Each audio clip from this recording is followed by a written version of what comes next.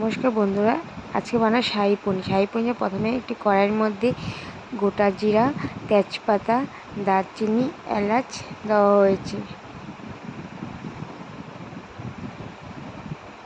এটা একটু গরম হয়ে গেলে এরপর একটি পাত্রের মধ্যে 1 চামচ আদা বাটা, হলুদ গুঁড়ো, 1 চামচ কাশ্মীরি লাল লঙ্কার গুঁড়ো নিয়ে নেবেন। নিয়ে সামান্য পরিমাণে একটু জল দিয়ে ভালো করে মিশিয়ে নেওয়া হয়েছে।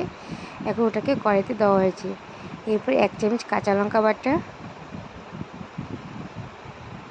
মগজ আর টমেটো পেস্ট করে রাখা ওটা দেওয়া হয়েছে।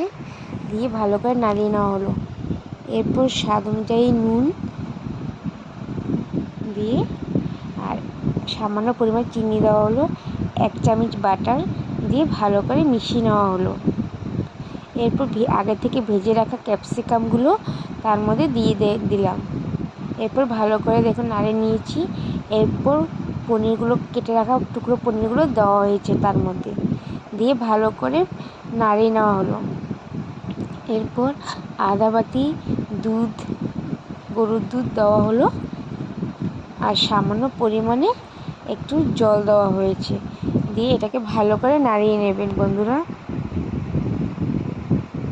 দেখুন বন্ধুরা, এইভাবে আস্তে নাড়িয়ে নেবেন। এইভাবে হয়ে গেল। এখন আপনারা গ্যাস অফ করে নামিয়ে নেবেন। এরপর কস্তুরি মেথি গুঁড়ো করে একটু দিয়ে দেবেন।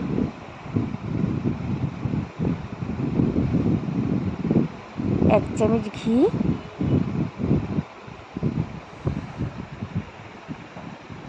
আর সামান্য পরিমাণে একটু গরম মশলা দিয়ে সার্ভ করুন। ধন্যবাদ।